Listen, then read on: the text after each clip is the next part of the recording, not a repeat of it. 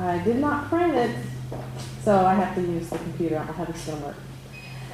Tonight is about sunlight, and it's pretty simple to understand. It's not a real complex thing, but I'm going to give you some other things that maybe you haven't thought about with sunlight.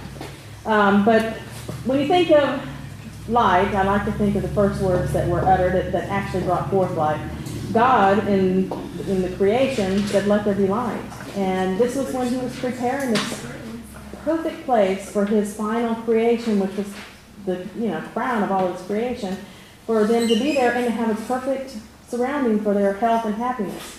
And light is very important. It was created first. We've seen that just his word alone created that. And optimum health is dependent upon getting light. We don't think it was that important. In the past few decades, we've kind of gotten away from getting so much natural light.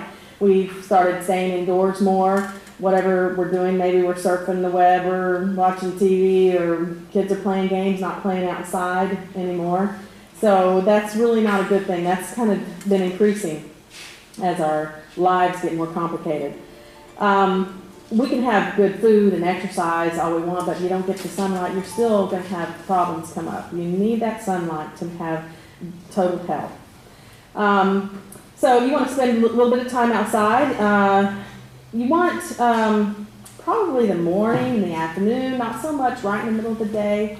It's not that you can't be out in it, it's just you're more likely to burn between 10 and 2. So the morning, especially the early morning, if you're an early riser like Gabrielle, is that right? Gabrielle's your name, right? She gets up early, I do too. You can see the sun come up. You can hear the birds, and you can really feel the calming effects that happen when you get up with the Lord and take time with him and his nature. I'm going to tell you some of the benefits of sun. We have, the first thing on our list is it kills germs. In the 19th century, two medical researchers kind of happened upon this. They had taken their little culture medium that they had seeded with some bacteria, and they put it in test tubes. I'm thinking of the petri dishes, but they had it in test tubes, and they quite accidentally left it in a place that actually got the sun exposure on some of it. And the ones that had the sun exposure, the bacteria did not grow. But the ones that were in the shade, the bacteria grew. So they came to this conclusion that this is what the sun would do. It would inhibit that. And as they researched it more, it in fact was found that yes, it did. It inhibits the growth of bacteria. So sunlight in that area, that's really good. Like we were talking yesterday, taking your sheets out or taking things, opening your windows, and not just the cracking it at the bottom to get the fresh air in, but actually taking and opening your blinds, letting the sun shine in. It's really good. Of course, this, like I was saying, in the morning or any time of day you go out and you hear the birds, this calms your nerves and it's soothing. You've had a stressful day. Sometimes I used to, when I had a swing on a back porch, I don't have one right now, but I'm sure I'll have one soon. But he had given me one, and I would go outside and just swing there in the sunshine, and it's really soothing to your nerves. And the fresh air, of course, is wonderful. So these are all blessings from God. Let's see, it calms your nerves, yes, and it builds your immune system. I would have never thought of that until I was reading about it. But actually, getting a good dose of sunshine increases your white blood cells, not just in the bloodstream, but also makes them more effective. So that's really a blessing there. We need our white blood cells to help us with our illnesses. It also increases the production of endorphins, which helps with our moods and our happy feelings, and serotonin as well. Serotonin is a chemical that your body makes, and it works as a neurotransmitter, and this helps with your mood, and if you're lacking in serotonin, you're going to be more likely to be depressed, of course, if it helps with your mood. Also, it helps with not just increasing not just the production of endorphins, but it also increases your brain in the manufacturing of it. Gives you a sense of well-being also. So It also aids in your digestion. We talked about some other things that aids in your digestion, the exercise and the water. And of course, your nutrition is going to help a lot. Your sunshine also is aiding in digestion. Vitamin D, we all know you're going to get that from your skin being exposed to the ultraviolet radiation coming from the sun. What I thought was interesting is it also, well, with the vitamin D, you're going to have the formation and growth of your bones, and the repair of your bones is easier when you have the vitamin D. It also makes for your calcium to be absorbed. But elderly people, they find if they get more sunshine, they don't have as many hip fractures. So, sometimes we tend to stick our loved ones in a home and they just sit inside, and sometimes they break a hip and then fall. But, sunshine is really going to help that. And also, when you get out in the sun, you might get some rosy cheeks, your complexion looks great. Sometimes if you have acne and things like that, the sun can really help with that as well. You lowers your cholesterol, and this is one that my grandmother found out about, and so she'll go out and sit out. It helps people to get their sleep. Somehow, just getting out in the sunshine and maybe even working out in the garden or taking a walk out in the sunshine actually will help you to sleep better at night. Some people, as they get older, they have a little bit of difficulty going to sleep, and that will help. Remember, though, too much sunshine, you're going to get burns, and also one of the things I wanted to say about the burns, a lot of times they found out that it's what you're putting in your body that actually makes you burn. It's like the fat that you're eating, the triglycerides and all in your skin, and that's what's reacting with the sunshine, and it's causing burns and cancer, skin cancers and things like that. So you want to be careful going out into the sunshine if you might have that going on. I don't know. I guess you would know yourself better. Pale skin types, probably 20 minutes out in the sun, and darker complexions a little more. But the real fair people, they less than 20 minutes, and you certainly don't want to go in the middle of the day. It will be too much for them. But like all the others, this is one more thing that God made in a perfect world for us to have total health. And it's a benefit to us, and it brings us closer to God as well to be out in His nature. All right, tonight is team night, Nacho Mama night. So, Nacho Mama's dinner night. So I'm going to be showing you how to do guacamole, because it's going to be a topping for one of the dishes that we do. And so I want to show you, and it's not that this is very hard to do at all, but I'm going to talk more about the avocado and how good it is for you. And also, I'm going to show you two different ways. One, with the food processor, you get it really, really smooth, and then the other way, just with the hand mash, which is more chunky. And I like it both ways. Actually, I like it chunky. But if people are new to eating it, smooth is always probably better. And they have this neat little tool at places like Kohl's. And it actually, I'm going to be using a knife, a spoon, and you can either use a fork or a masher. And the masher, if you have a lot to do, it's better to use this. But they have this neat little tool, and it has like all three of these in one somehow. I haven't bought one yet, but it has like this plastic, and it has like a plastic knife on one end, and you got the spoon, and then somehow, I can't remember, it has this little thing that looks like this, and you can do all three with one tool. So that's really neat. But anyway, I'm going to be doing it the old-fashioned way. And this is how you just go around the edges like this. You pull it apart, and this one doesn't want to turn, it's soft. Okay. Then when you get it apart, you just want to get this nut out, big old seed. Stick it in the ground and grow your yeah, stick it in the ground and grow your avocado. And keep it from turning brown, that's right. That's right, that's one of those tricks. So just scoop it out, and then you put this in your compost so that you don't waste anything. And all I do with it is, I'm just going to mash this one up, but I just put some lemon juice and salt. You can put all kinds of things. I don't have my gloves on. Can you get me some more? Sorry about that. I did wash my hands. That's all I put in it. You can put lime in it, you can put cayenne, you can put garlic powder, onion powder, cayenne pepper, Cayenne pepper is very good for you, very good. Excuse me, good healing properties in there. Okay, thank you. Yeah. Okay, so we'll show you how it looks when it's chunky. And this is really a lot easier than a fork. And actually, it might be a little finer with a smaller, with the fork. But this is great to eat with chips, or to put on top of salads, or what we're going to be doing tonight, like tacos, burritos, things like that. Thank you. All right, so you see it's kind of chunkier here. And then I'm going to do it in this food processor and make it more smooth. Now the difference is that whenever the more that you break it down, you do it smooth opposed to chunky, it's going to go back a little quicker because the more you break it down, the faster it's going to go. So if it just a couple of hours longer, being chunky. But when I'm just doing it real fast, and I do it for my kids because I use it for a spread for the sandwiches. I make veggie sandwiches for them all the time. I don't use mayonnaise. I don't even use veggie mayonnaise or anything. I always just use this as the spread.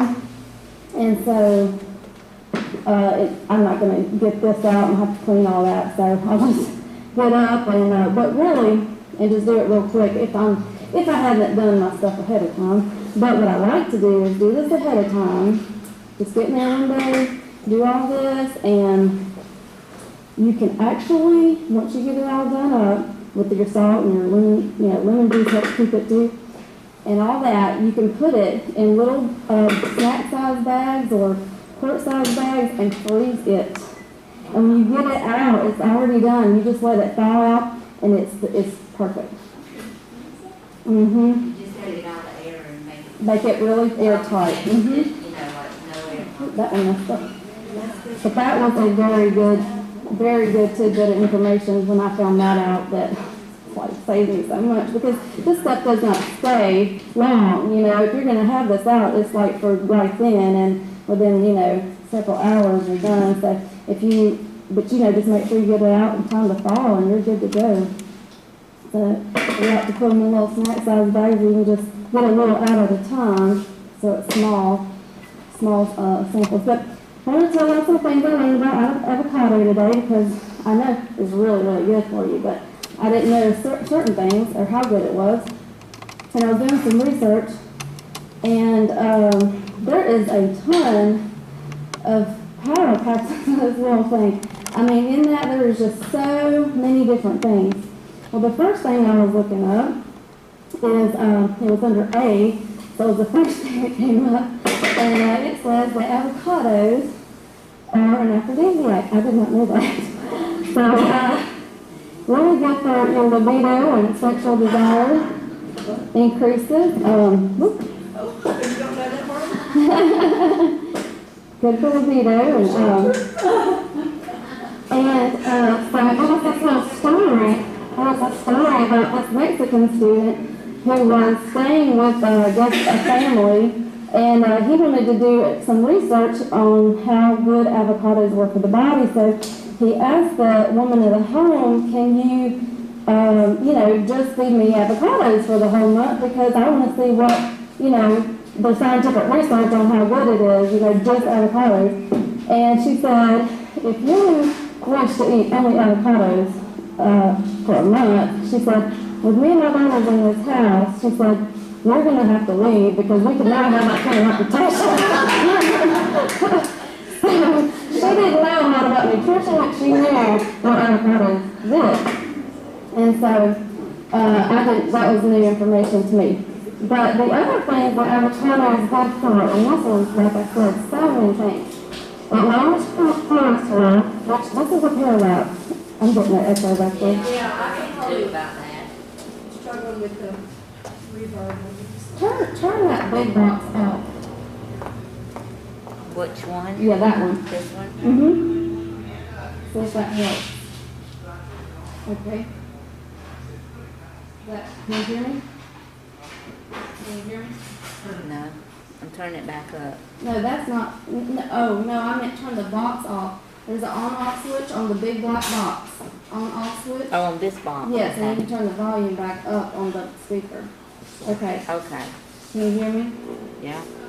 Hello? Hello? Yeah, turn that up. Turn that up. Hello? Hello? Nothing? It's the same. We still hear you. Fine. Check your volume on your thing. Or Yeah, what's up? Okay. It just sounds I low. hope I'm, maybe I'm not really close enough to. Well, the paradox about the triglycerides, because it says that what is there? Low cholesterol.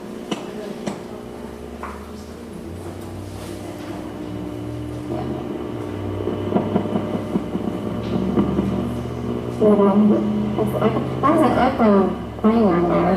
Sounds like a back injection. it's off. Echo's off. Okay. Sometimes that metal, I don't know. Maybe. Okay.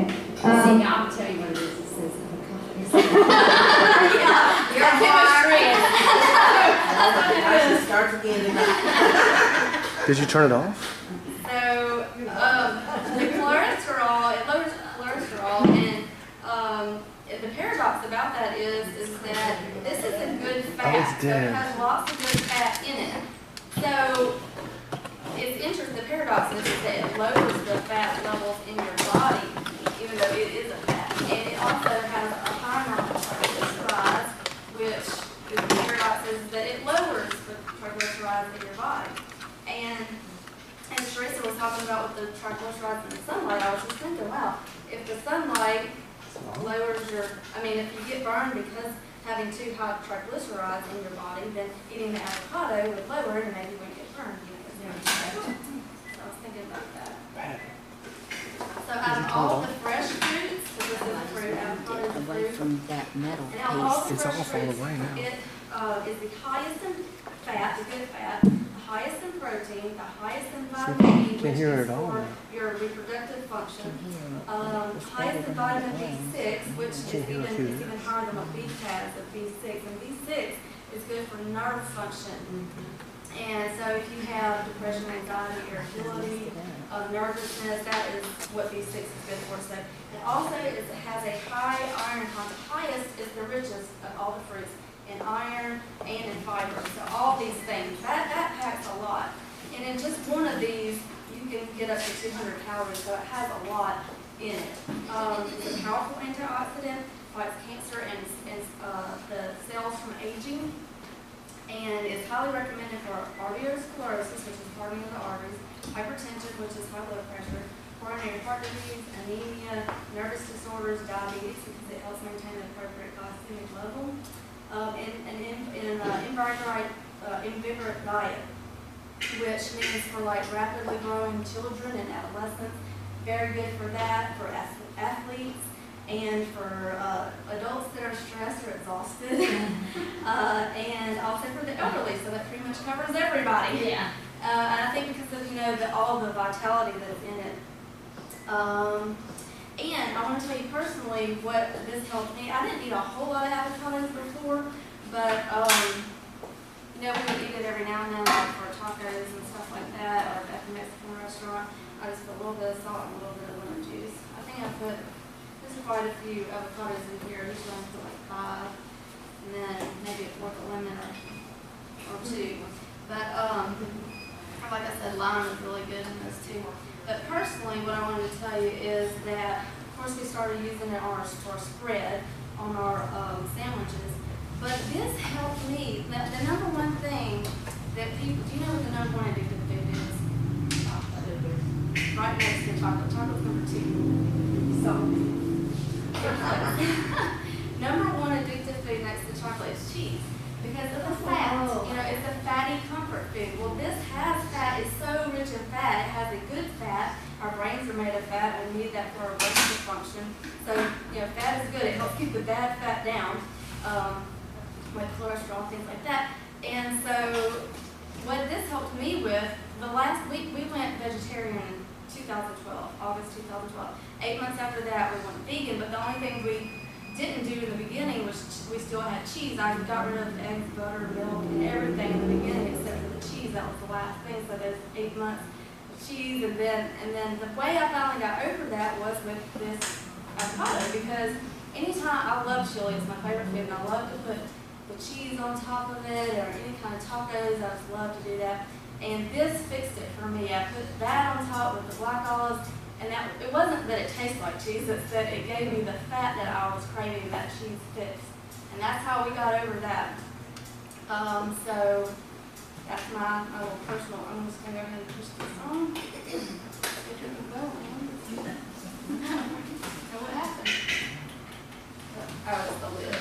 This thing has a safety thing.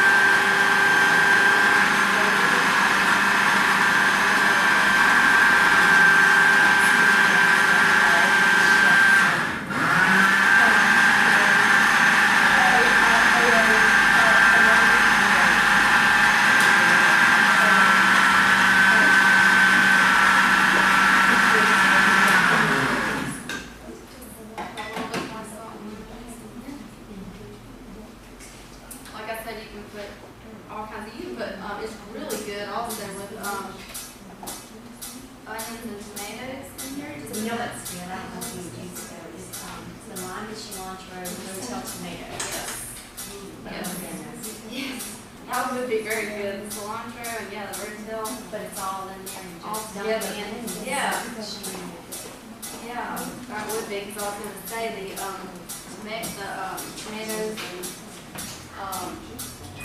what else? I say tomatoes and cilantro. That would be really, really good. And you can also put some soy, like take this and the tomatoes and soy sauce and put it on top of just raw mushrooms. Really good.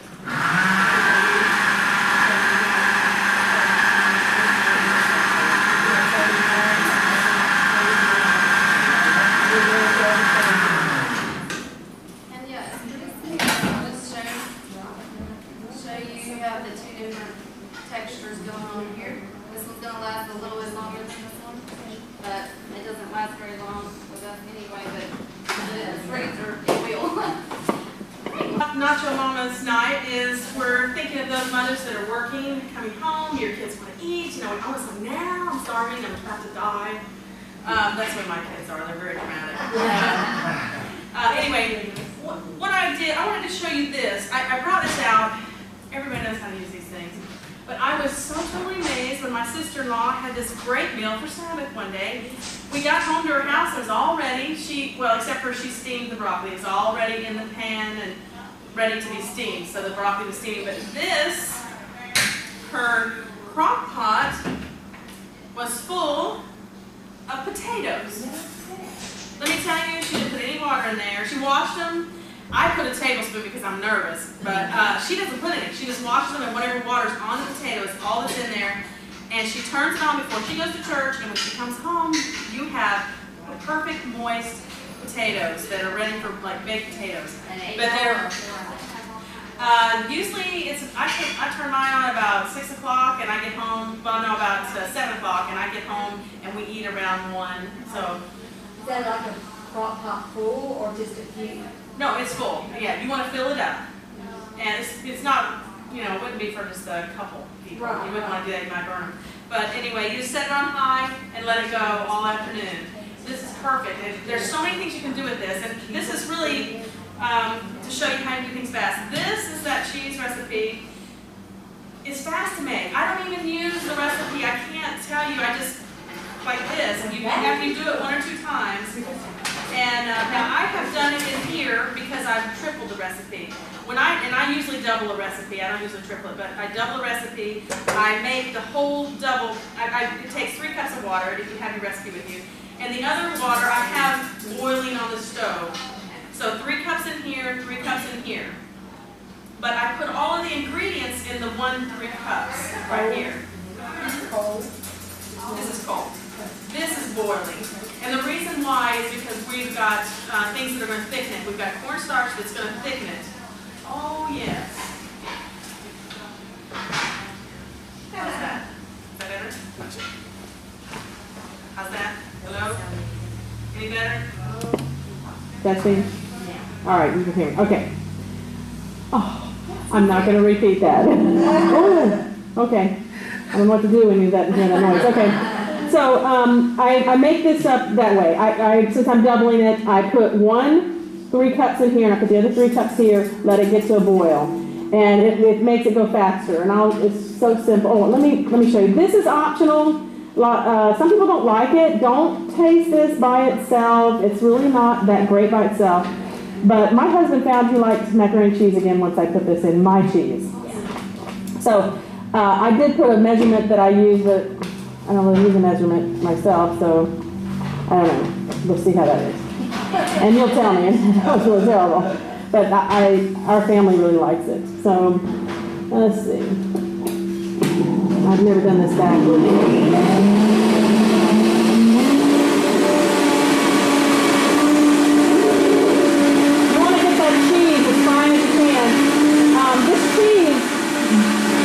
Melt, but if your noodles aren't hot enough, it's not going to melt quick enough, and you're going to want your noodles to be really hot. My noodles are not really hot, so I'm going to go in this for a minute.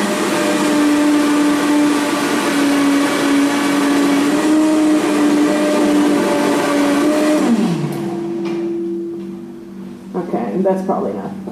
All right.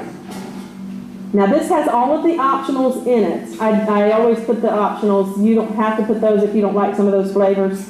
And it's boiling, but I need a little bit faster. Okay, good. And this is 6 cups. Okay, so it's boiling. Mine on the stove is usually boiling real rapidly, but it doesn't matter. You can bring it up to a boil, and the cornstarch thickens. Once you see it start to boil, of course I do everything on high at my house. I don't know about any of the other temperatures, so Rob always asks, what temperature do you want? I don't know, that's my nature, I guess. I'm sad, and that sometimes you get blackened food when you're not wanting it. But anyway, I do everything on high, so this is usually boiling. Once it comes back to a boil, turn it off because it will thicken that fast. Your 3 cups of hot water are not on here. No. The 3 cups is all it takes for one batch. Okay. I have taken, because I'm making 3 batches, I put the other 6 cups in here. So you do 1.5, You can, but what I do when it's just one batch, which I never make one batch, I always make 2, but when you make one batch, just blend it all and then warm it.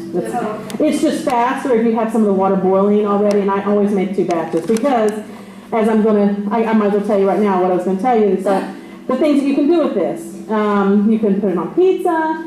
I set it in the refrigerator and it sets up because of the cornstarch.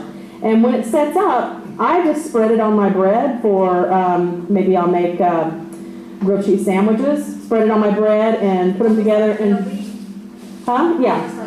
But I just spray the outside with just a little bit of olive oil spray. I don't even put butter on it or margarine. And I just put it in the pan, it browns up, and then the cheese is nice and warm. You can even sprinkle it with just a slight bit of garlic powder on the outside. It's really good. Yes. This, and actually I didn't put that in there, but I did put a little cayenne in here. I do that. I get loose around my stuff, and Jim's like, do you know what you can put in there? I'm like, yeah, it's just gonna be really good. And he's like, well, you should write it down so it's the same every time, because it's not. I make stuff and it's like, you know. So you want to make sure that you're stirring it, because it will, if you're like me and doing it on high or even medium high, if you leave it too long, it will get brown on the bottom right. You don't want that. That's the kind of flavor in the brown that ain't good. No, you don't want that in the cheese. Did I do that right? I just pushed off, on off. I think I'm done here, yeah. It'll get a little thicker even as it sits. But I don't like it to, and I still stir it after I turn it off just for a minute because I'm nervous I'm reverberating or doing something. Three. So this is a pretty good helping here. And also, besides making the grilled cheese sandwiches, I'll take and spread it on my pizza. We're going to have pizza tonight, and obviously I don't have any I can spread on the pizza, but I usually put that on first before I put the red sauce. I'll spread a layer of this on, and then I put the red sauce over it and all the toppings. And I like it fine. Once I found this recipe, I don't miss cheese. And I was a cheeseaholic. The meat was easy to give up. The cheese, I told the Lord, I said, I'm getting it out of my house, but if you don't do a miracle, I'm afraid I'm going to go right to the store. And before I knew it, honest and truly, a year later, I was like, wait a minute. I haven't had cheese in a year. That's amazing. I couldn't believe it myself because I was truly addicted. Okay. Now, what I was going to show you, you can do is get your potato. Of course, I don't know how everybody eats potatoes, but we find interesting ways at our house to do potatoes because we're just interesting people. That's just the way we roll. We're interesting. Yes. Yes. Thank you very much. No, but I might need another spoon to get some of this out. You know, split your potato however you like, and we like to put some broccoli on here. You can put broccoli on it. I like also just to put salsa. I made some salsa as well. Thank you. And sometimes I make this cheese and just put it over the broccoli. It's really delicious. You can also take and put the cheese and the salsa, top with some jalapenos if you like it hot. If you don't, well, just leave them off. Yeah. I take and I make macaroni and cheese. And I have several macaroni and cheese recipes. This one's the fast one. My kids happen to like this one better. The one I really like is the baked one. It's so excellent, but they don't like that one as much. So I always make this one for them. And I don't know if maybe it would be better to pour this out. Would that be wrong, Rob? It's going to mess your pan up. I don't want to mess your pan up. Woo! Now, one of the things you want to do is you want to have enough cheese on there. The school that my kids go to, they don't always have enough cheese on it. They use my recipe, but they don't put enough on there. I'm like, look at the real macaroni and cheese and look at what you're serving. And taste it. It needs more cheese. So, you know, they like a good dose of cheese too. Your kids. Is that whole wheat pasta? This is whole wheat, yes. My kids were raised on whole wheat, but they decided when they got a little older and went to Bass, they decided, well, we don't want whole wheat now. But I like whole wheat. I think it's fine. If you don't, you can put it with the white. There's nothing wrong with that. This is the recipe that I altered to make the green bean casserole last night. This is the recipe. So, yes.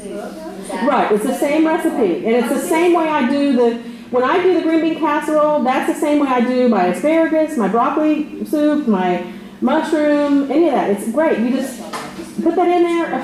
It's so good. Yeah, but of course I don't put the cheese in it, and I don't put the pimentos in it. It gives it that color like cheese. And I want to tell you too, actually, I don't even put the oil in it when I do it at home because I don't really need the oil. I've got plenty to go around here. But, and nobody really misses it. In fact, when I was teaching Bass how to make it, they forgot to put the oil in it and they served it, and the doctor there says, I had the most amazing macaroni and cheese I've ever tasted, vegan macaroni and cheese I've ever tasted. I said, what? And it turned out to be mine, but it didn't have the oil in it. So the oil isn't necessarily something you have to put in. So it's yellow because of the pimento? Pimento, Oh, cool. there you go. And you'll be able to try it, taste it. Of course, remember, just like any other recipe, there may be some flavor that you just don't jive with in there. Some of these optional things, you can leave those off, and it may be something that you like. This right here, I didn't get a recipe. I'm assuming that people know how to make salsa, but it's a homemade salsa that I make. But again, I think you'll really like this, especially, for Sabbath. It's really easy, and I love potatoes any way you can do them. And I think that's about all I have Okay, to do today. wonderful. Tell you what I like. If you'll step around. Yeah, tell me what you like. Have you ever had to wash dishes? Oh, I wash the dish. Oh, so it's not glue. It goes away. right. It's amazing. Right. All right. So tonight we are doing a fun teen dinner, and this is the dinner that is like the staple Adventist food. It's called haystacks, and basically it's just a taco salad, but we call it haystacks because you just keep stacking stuff up, and you pile it up, and we end up with a big old haystack because it's never small. So you start out with a tulip.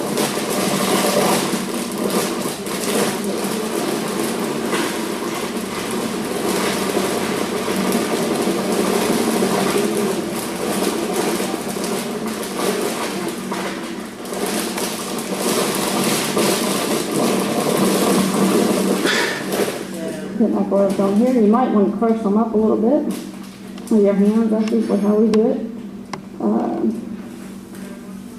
I'm just going to start piling stuff on. You can see. And I don't know why I'm getting so much feedback tonight. All right, and what I was saying about the cheese,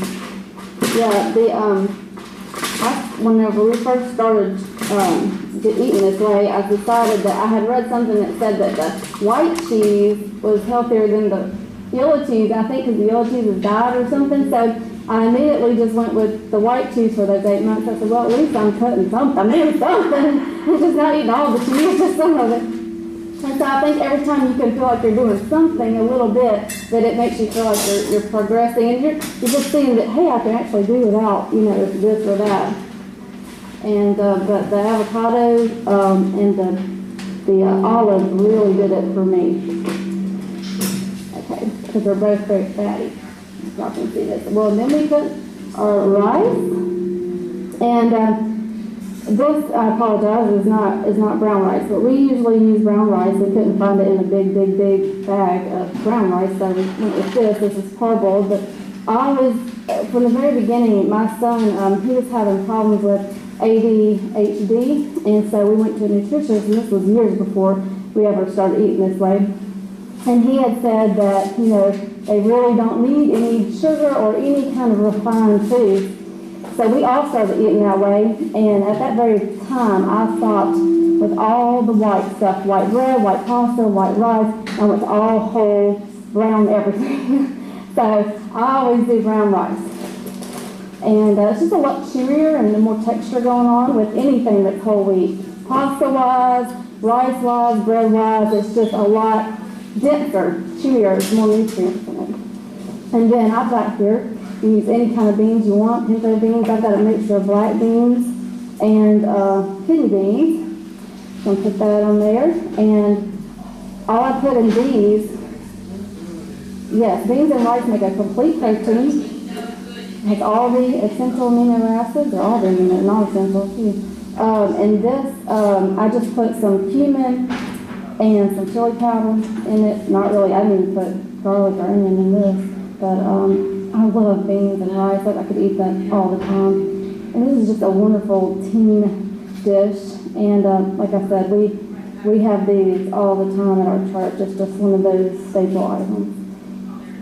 Okay, and then we're going to put, I left my lettuce Rose, could you get, tell Terry the lettuce and tomatoes? They should be in the red ice chest. I'm just gonna grab these. Well, I really need my lettuce next. You want the colors to go a certain way so that it's very, you know, the way that you present food, I'm learning this because I'm not artistic or creative, but the way that you present food, like my friend Carrie's coming up next, she's very good at that. And the way that she does it, it's just, when you get those different colors going, it really gets those digestive juices going. I don't know how, but it does. And so, yes, you do. So I'm going to put the lettuce on there and then the red tomatoes and the black olives. I love my tomatoes and lettuce. Okay. I'm sorry, I sent Rose after it. We call that Mexican Mountain. What do you call it? We call that Mexican Mountain. Oh, Mexican Mountain. There you go, new name for it. Yum, yum. Mound it up. Yeah, mound it up. Yeah, I was telling them we call them haystacks. Yeah. In the red ice chest. Red ice chest. By the oven. And what else I was going to say about, you reminded me of, Pictures of that cheese sauce. Exactly. You can put onions on here, cilantro, all kinds of stuff. And, So you don't put cheese on that? I normally don't, because I put the guacamole on. Well, you know, it was so hard to get used to eating pizza without cheese. Well, it really wasn't. It was just the thought of it. At first, I'm like, pizza without cheese, tacos without cheese, chili without cheese. But, you know, whenever I started realizing that fat in there just really fixed it for me. And then I made like some pizzas for my sons to take to the Bible study that they go to with a bunch of friends that don't eat this way. And, you know, there's no cheese on it. And we got used to it, and we're like, we really don't need cheese. And I don't even put avocados on my pizza. Usually I just put the olives on there. And they said, we didn't even get any. Everybody ate it. I was like, yay, I'm glad they liked it. Yeah, so you don't have to have it. I think we just have it in our mind. Yeah, you see it, you know, on there. You're like, yeah, you see it and you're like, what's, you know, missing? When you look at it, you don't see it on there. And so tomatoes, we got all these colors going.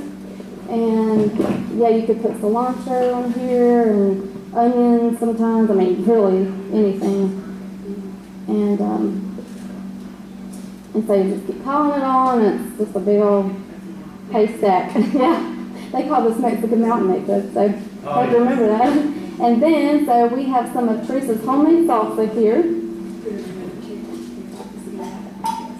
Actually, well, I'm going to go with green since I got red. So we won't put red on red, we'll put green, some more green. How about that? This is the chunky. Hope y'all can see it with all my stuff in the way. But this was 2 avocados right here, so here's a bit. This is more for 2 people, 2 or 3 people. Not for one person, it's a platter. Alright, so then, you know, just go red, green, and then we'll do some more red, and we'll top it off with Carrie's sour cream. So I'm just gonna put this on here. And my husband would dump this whole thing. He just would eat all of it. He loved it. And then Carrie's sour cream that she made, the homemade sour cream with lime, cilantro lime, I think. And there you go. And you could even put some lime on it, some cilantro, whatever. And this is a great teen thing. They love it. So. We eating that too? Yes. Sure. 4-year-old husbands love it too. Yeah. Hey, What is that? This is the best. Is that the ninja? These are ninjas. Oh, thank you. Well, this is my first time, y'all, so y'all bear with me. Ooh, that's echoing. So, I found this recipe. Am I still on? Yeah, if it sounds like it's echoing, just turn it down a little. Your volume, you can turn your volume down if it sounds like it's echoing too bad. she got to go off and just think. Is that good? I think that's Okay. So I found this recipe, and because my brother-in-law hates tomatoes, so it's spaghetti dish without the tomatoes. So first you want to start with your whole wheat pasta. So we're going to saute it. It is a white bean sauce, seasoned. When I originally got the recipe, it was cooked with sherry. So we had to change that up a bit. And you're familiar with this. We've been presenting this every night. The rest is pretty simple. Let's see if we can get this going. These usually don't take very long. Okay. So first of all, we want to prepare everything. And part of that is going to be these beans. Some of them you want whole and some you want mashed. When I first started doing this, I didn't have one of these cool machines. So guess what I used? Washed hands. Just get in there and start squishing them. I don't know if y'all ever made pots of beans. It's really good when the beans start breaking down. It makes that real nice juice, and we used to call it pot liquor in the old days. When you had greens in it, we start making that good juice. So we are plugged in. Some of these are already mashed up at home just to get them started. You kind of want that consistency. And like I said, if y'all don't have one of these, ask your son to get you one for Christmas, like mine did. And don't put it in the dishwasher on the bottom right. It will melt. And a nice friend of mine is Kim. Y'all already met her. She gave me a replacement bottom. So we're going to get loud here for a minute.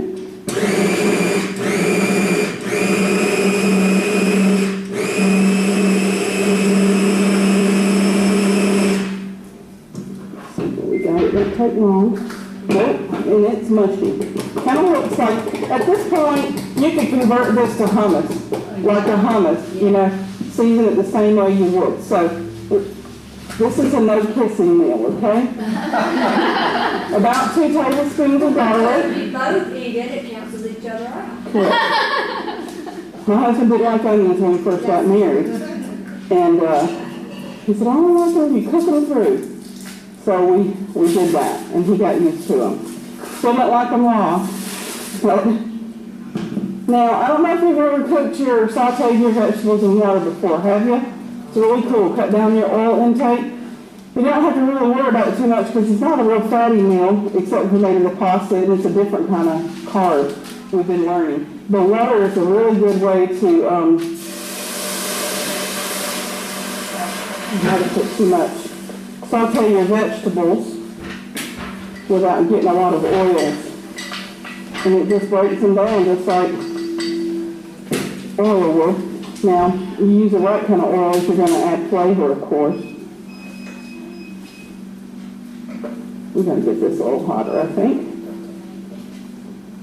So basically at this point, you got everything ready. You're going to saute your onions and your garlic.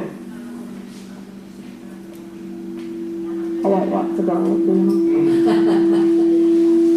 Is that me again?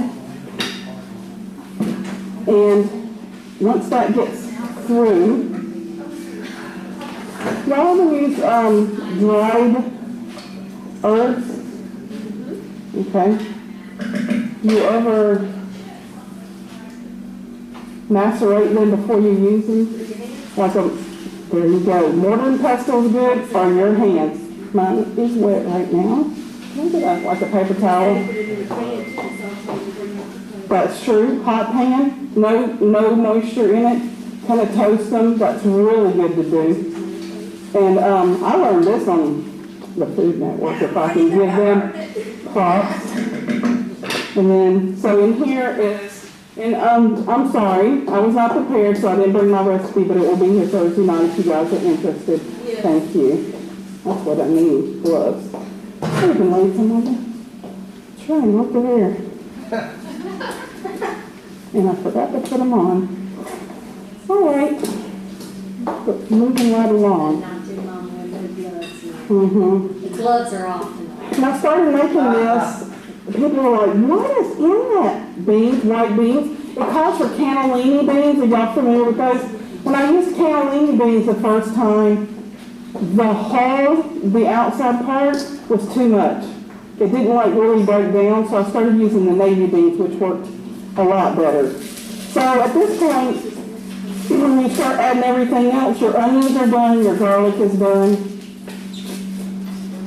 And this is a real popular meal. I have like a 13-year-old boy always asking for it. Are we going to Miss Terry's house for Sabbath? Mm-hmm. She making that white bean pasta? Mm-hmm. Make sure I've got everything here.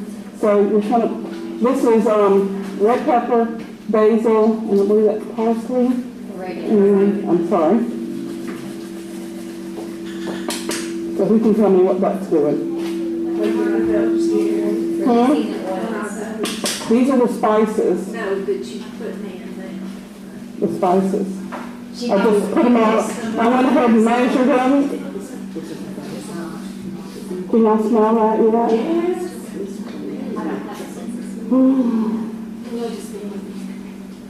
So, it's just breaking them open again and refreshing them up again.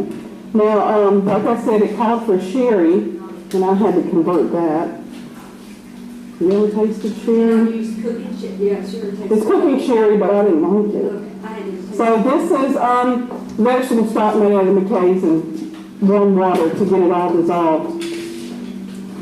Basically, at this point, you're going to put in enough to kind of make the broth with the beans. And that's kind of eyeball depending on your pasta. You know, your pasta is always going to be weird, you know. So I'm just going to eyeball it at this point, about maybe 2 cups. So half my jar, okay? All of our beans.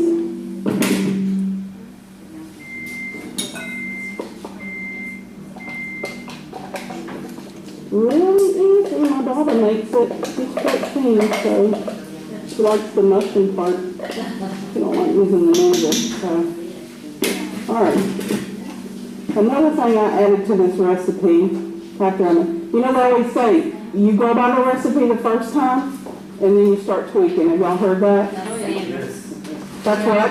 Sandra didn't do it the first time. Really? She tweaks it as she reads it. I don't know there anymore, but if it's something really different than what I'm used to, like this was when I first made it, I did go by the recipe except for the sherry. And